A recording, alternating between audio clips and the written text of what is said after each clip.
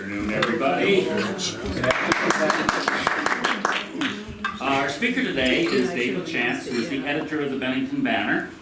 And I would like to first compliment him because he lasted the entire lunch, a member of the media, sitting at the same table with Tom Paquin. We'll read about it tomorrow. Anyhow, Dave was born in New England, where his father was in the United States Air Force, and moved to Freeport, Maine, then to Massachusetts, and worked on the Springfield newspapers. I forgot when you came to New England newspapers, Dave. 2 years ago. 2 years ago, okay. And I think that's pretty much enough to bring him up here, don't you think? Yeah. Okay.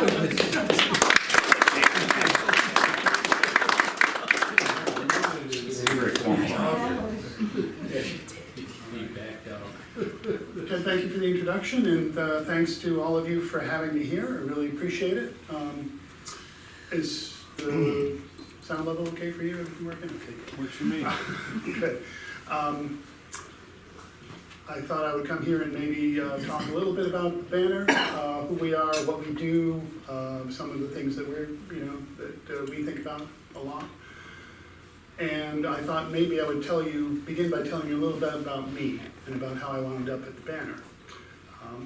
I was a journalism major in college at UMass and went to work immediately in newspapers, and I had a 20-year career at a paper in Springfield, Mass, starting out as a reporter and then moving on to becoming an editor. Always loved the work. And I went from that. I did several years at a private college. I did media relations work for them. I then came to Bennington about 15 years ago to work for Hemmings Motor News. And I was the editor of the Sports Car magazine for 12 years.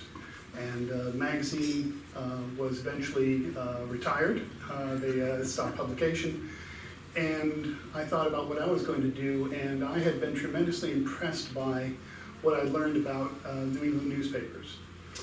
Because it had been about a year, 3 years ago, Fred Rutberg, who's currently our publisher, and his partners took over the papers, bought the papers from another owner.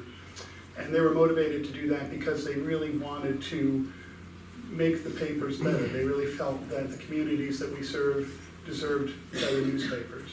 And that's where their heart lay. And they really committed themselves to doing this. And I was tremendously impressed because I'm sure I'm not the only person in this room who's noticed what's happened to daily newspapers in America. Not doing so well. An awful lot of them have closed. I think 1,800 in the past year. 1,800 towns that don't have a newspaper anymore, which is really tragic, not just for the people who work there, but for the communities themselves. One of my strong beliefs is that every community deserves a good newspaper. So I was really impressed by what they were talking about, and I became involved in conversations with Kevin Moran, who's the executive editor of New England newspapers. We are the Banner, in case you're not aware. We are the Banner, we're the Manchester Journal, we're the Brattleboro Reformer, and we're the Berkshire Eagle. So I became involved in a conversation with him and was eventually brought on board here to be the editor of the Banner. So although I've only been there for 2 years, I've been in the community for about 15. I should tell you a little bit about the Banner itself and how we're constituted. Perhaps maybe some of you have met or worked with some of our reporters or a photographer. In addition to me, we have night editor Mark Rondo, who's been with the Banner for a bit. He's a real part of our institutional memory, which is great to have him there. We have a sports editor named Adam Samroff, you may have encountered. Adam O'Coin is our sports reporter who works with Adam. We have 3 reporters, Jim Therian, who's sort of our veteran reporter, the award-winning Jim Therian, who's done some tremendous work, including some of the really groundbreaking work on PFOA contamination, for which he's won awards, and rightfully so. We have Tricia LaBeouf, who covers the schools and general assignment news for us. We have our newest member of the group is Luke Nathan, who just came to us from Troy, New York, where he had worked for a publication that decided to end its news coverage. And so, to Luke's great credit, he decided to continue covering the city of Troy and to create his own newsletter to do that and try and get subscriber support for that. That's how dedicated he was to doing that work. We have a fourth reporter who's out on maternity leave but will be coming back soon. Her name is Tiffany Tan. And of course, we have our staff photographer who's Holly Pelzinski. And I really, really hope I'm not leaving anybody out. But I believe that's the crew. That's the crew. So we publish 6 days a week, as you know. New England Newspapers also publishes Upcountry Magazine, which is a bi-monthly, which covers southern Vermont and the Berkshires. We also have, I meant to show this to you. I left it back in my chair. Thank you. We started something new Memorial Day weekend, and it's called Southern Vermont Landscapes. I don't know if you've seen this, but it's a 6-page section that appears every week in the weekend edition. And I brought a couple of copies in case anybody wants to take a look at them. But it's sort of a living arts culture section with sort of more in-depth stories about interesting things going on in southern Vermont. It's published in the Reformer and in the Banner. So it's stories out of both Windham and Bennington counties. And we think there's a lot of, we like to encourage sort of connection between Windham and Bennington because we think there's a lot of potential there. And the two counties have a lot in common, obviously. So I did want to bring these with me to show you guys. The Banner itself, of course, is not just the newspaper, the printed newspaper. We also have a digital version that comes out daily. We have a website, which is updated constantly. And we have an email newsletter that goes out 3 times a week now, which is free, that you can sign up for and get in your inbox and follow along with what we're covering, what we're doing. I thought you might want to know a little bit about my day and how things go for a newspaper editor. So basically my shift is 9 in the morning till, supposedly till 6. Oftentimes it's later than that. I come in the morning.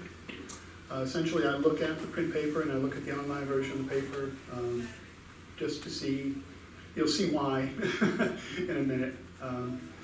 But I go through our email, I go through my email, I listen to my voice messages, and basically I work with the reporters as they come in for their daily shifts.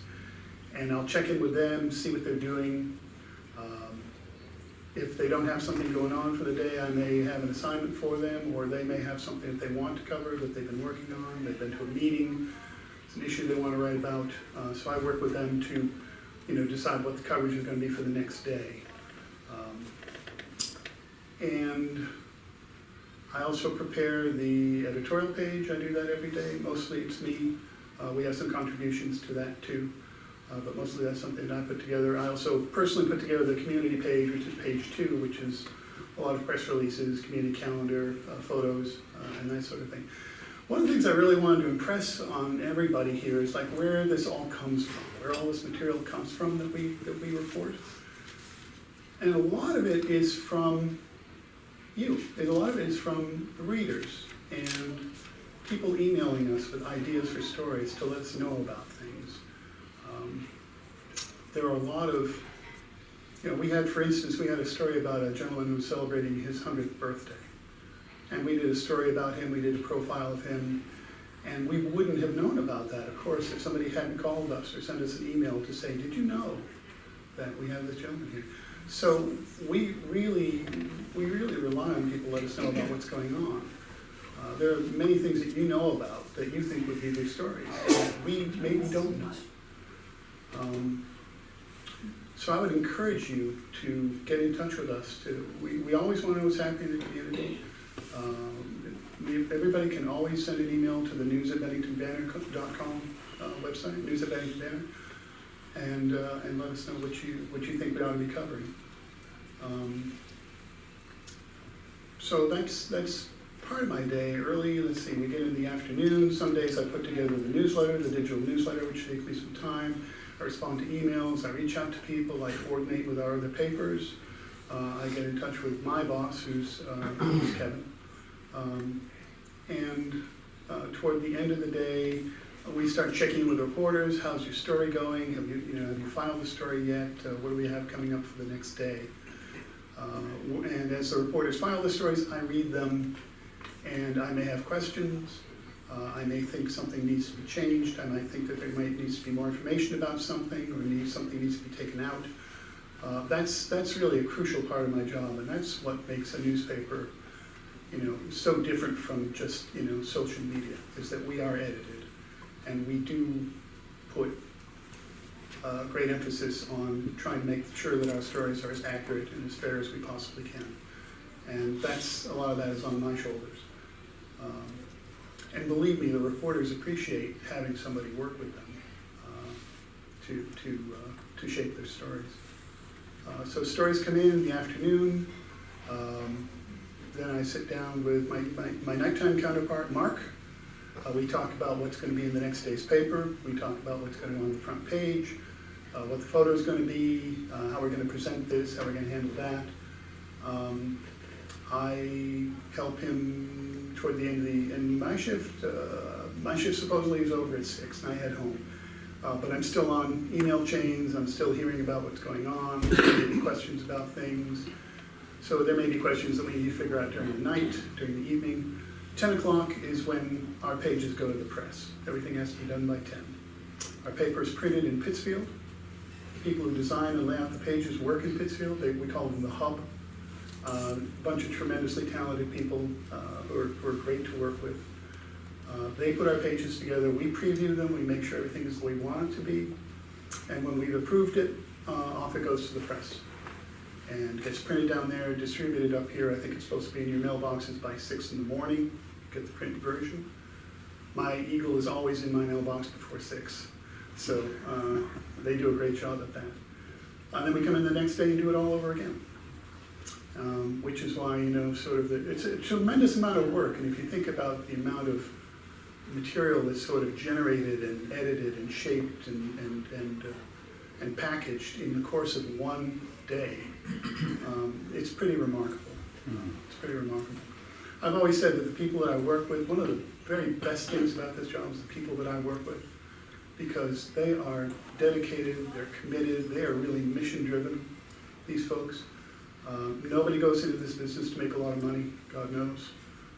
These days it's very difficult for a daily paper, but we're committed to what we're doing, and there's nothing we'd rather be doing. So it's an honor for me to work with those guys. And this is why, one of the things that I learned early on in journalism, the nickname of every daily newspaper in America, every paper has the same nickname, the Daily Miracle. And it really does seem that way sometimes. It really does seem like a miracle, but we always get it pulled together. So one of the things that we really can use, in addition to hearing from you guys, stories that we might want to cover, we like hearing feedback too. We like knowing what you think. It's really dangerous in a job like this to operate without hearing what the readers are thinking. And it's really, really valuable to us to know what's on your mind. So again, I would encourage everybody here, if you see something in the banner that you like, let us know. If you see something in the banner that you don't like, let us know. Because we really need to hear that from you. I think, as I say, I think every community really does deserve a good newspaper. And Bennington is fortunate to have a daily newspaper, I think. And we want to do the very best job we can to contribute to this town. Yes? I have a specific question. You've talked about everybody that's on staff, but you obviously outsource circulation and subscriber resources? Because again, my situation is very unique, Mm-hmm. I'm interested in the online for part of the year, the paper the other part. Okay. have signed up and dropped and signed up and dropped, and it always seems very confusing Mhm. as to what we have at the current time with the subscription people. Okay, And sometimes when we get the paper, it's frequently not there.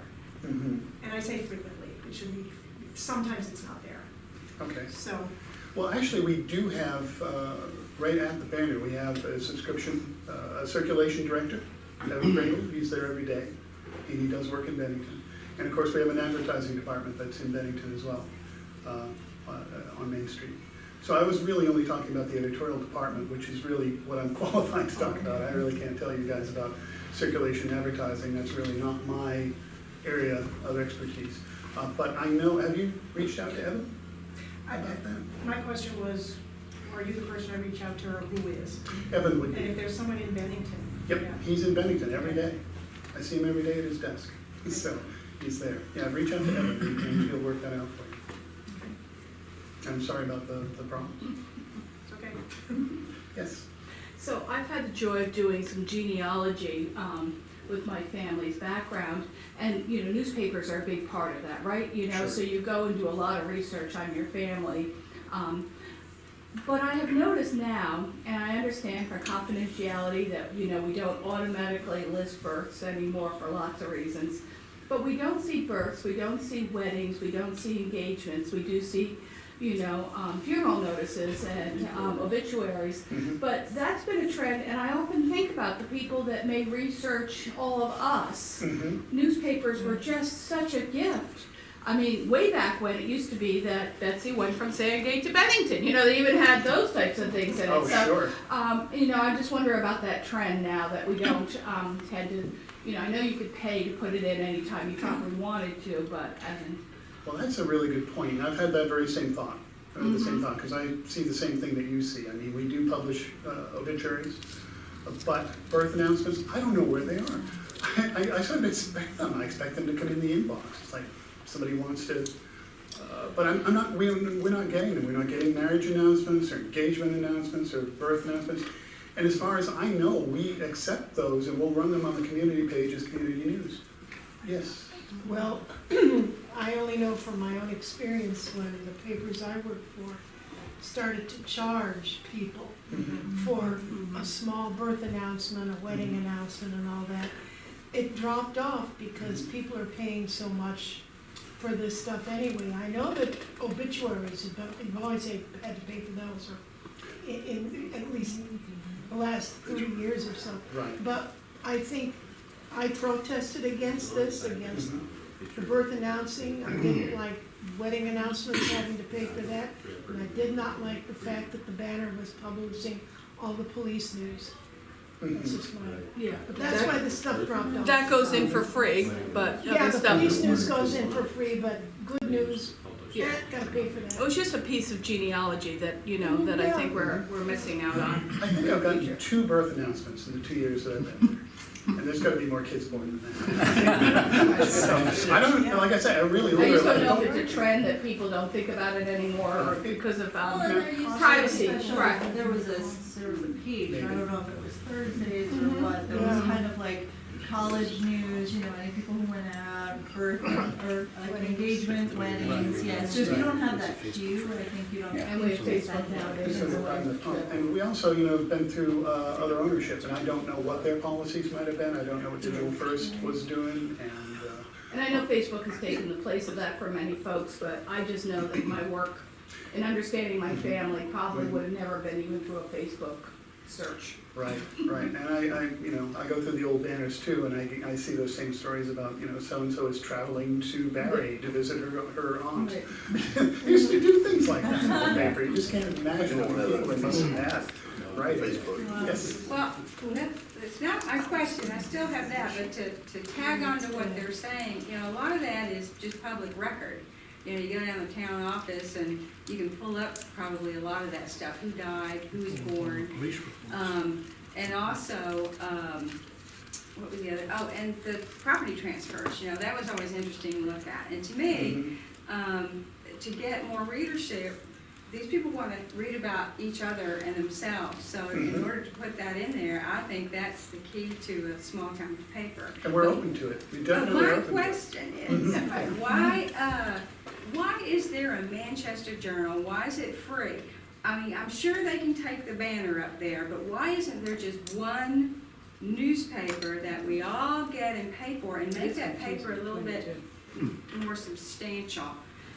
Because you think, well, I go to Manchester, I'm seeing the same articles, maybe I don't get Dear Abby or the funny papers, but it's free. And so that always confused me a little bit.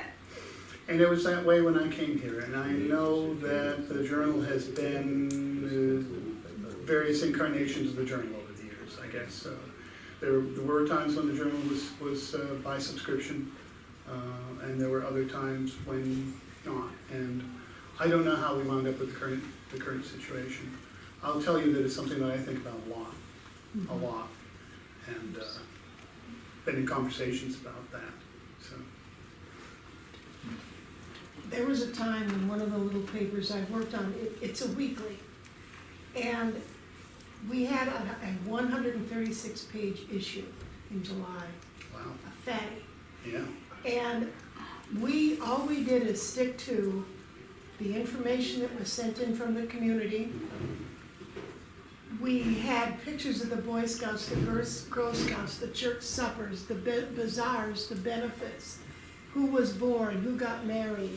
We had a letters section for people's opinions, Mm-hmm. and it was a thriving paper. Mm-hmm. And it isn't now, but they have a huge staff. They've changed the masthead. They have probably 6 or 8 more people working there, and the paper's 32 or 40 pages. It's really sad. Yeah. Really, they've lost touch with the community. The community knows that if they send stuff in, it might not be published. They spent 2 whole pages writing about or getting a press release from a local mystery writer where it could have been information from the community. I see. Breaks my heart. Yeah. It really does. Well, I mean, one of the things that all newspapers are facing, and certainly we're facing too, is the drop off in print advertising. It's huge. It went off a cliff.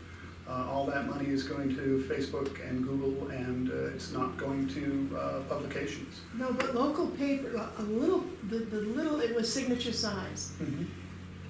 That is the thing that everyone in the community picked up, and that's what they'd keep it in the bathroom, the kitchen, the car. Yeah. That's where all the local stuff was, and they didn't get the public information on television, national, international. Right. This little thing was my town, belongs in my community, Yeah. and that's how they felt. They were endeared to it. Well, something that you did, and I hear you, and there's something that you mentioned that reminds me of something that I meant to say too, which is, thank you for that. One of the things that we really could use from folks is, we want to be the town forum. That's our publisher's words, We want our newspapers to be a town forum, a place where you can express your opinions and your thoughts. So I would be thrilled if I had too many letters to print. I don't have too many letters to print. I can't fill a letters page every day as it is. I would love to see more letters from people. I would especially love to see op-eds, good op-eds about things that are local.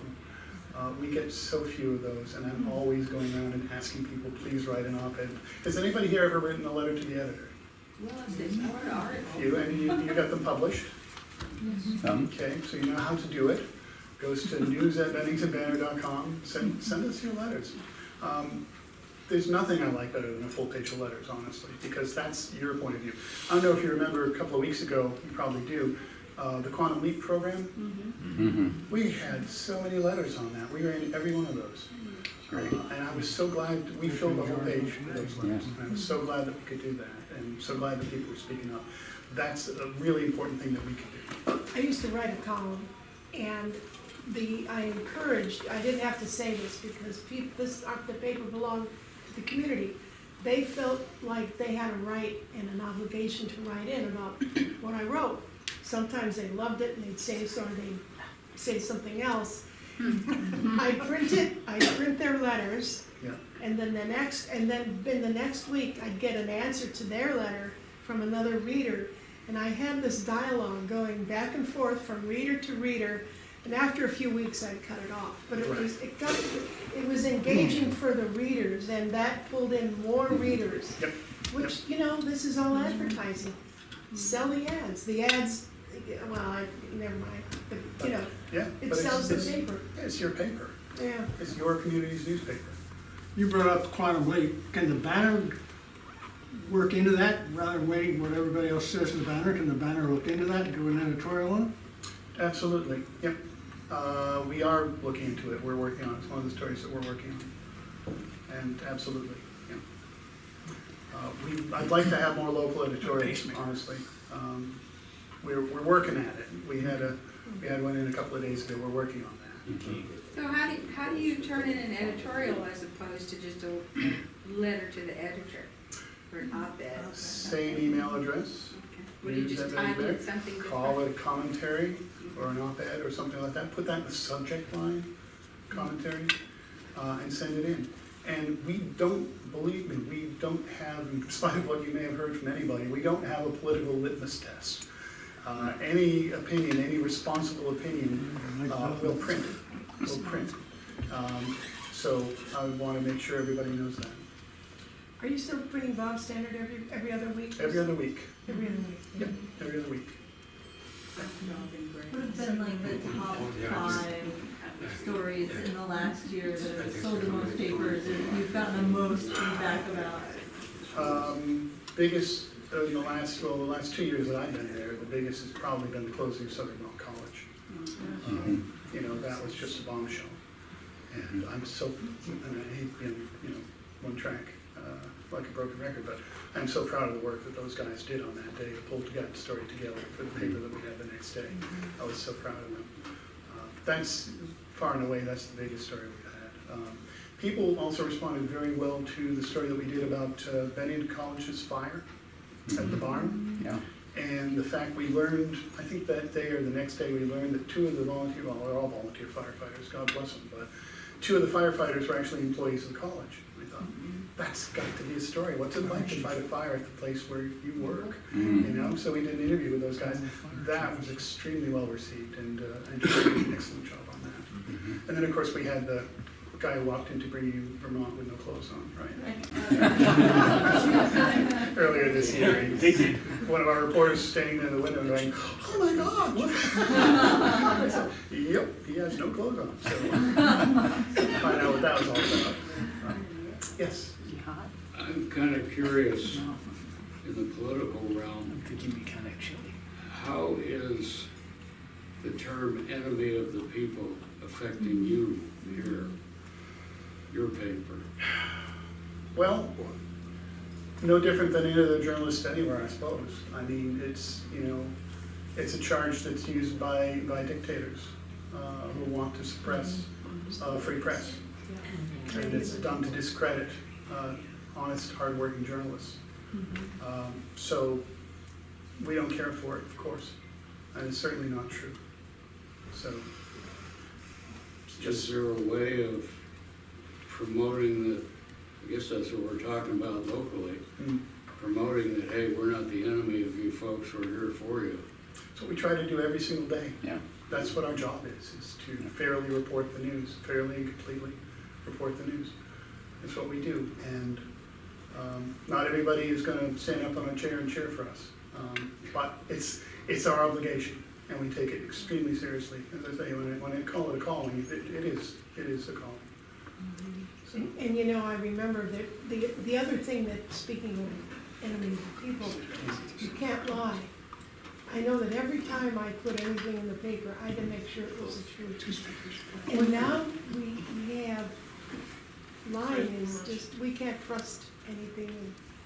Lying is so easy to do. I wonder, how do they get away with it? it's been an enormous challenge, I think, for journalists to figure out how to cover that, how to write about that. I saw that there was, and I don't want to get into national politics, it's not like Right. what you want to hear about, but we've gotten to the point now where during live press conferences, there's a commentator on the side of the screen saying, "Oh, that's actually not true. That's a lie." We've gotten to that point, and I never thought I'd see that in my lifetime, honestly. Are you, you know, from what I read, it's the younger generations that don't read newspapers. Do you do anything to reach out to like the high school people and talk about the benefit of your local newspaper and so forth and so on? Because sooner or later, there aren't gonna be any readers of newspapers unless something changes. Mhm. That's a very good point. I know the demographic challenge is a big one, and that's affecting every newspaper everywhere. I think we just have to try and prove why we matter, why we're relevant. Actually, you know, I should say that the new generation coming up, I think, are starting to recognize the value of an independent press, and even in their own hometown. We're starting to hear a little more from them. But I'm sure you're right that there's more that we could be doing to tell those guys why it's important. On that note, didn't you used to have the Messenger, the high school paper in the Banner at one point? Not during my time, but did we used to do that? Is that, Well, was it once a week or once a month? Once Once a a month. month, and there was a club at the high school, and they got some experience in laying it out, and then it was published. It had to in be the Saturday. sponsored by somebody. It did. well, that's something we're looking into. I know there's also a lot of interest in journalism among new people now. It's almost like an echo of, you know, I came out of the Watergate era, right, when journalism schools were oversubscribed. And now I think we're seeing that same sort of thing. Well, thank you so much. Great.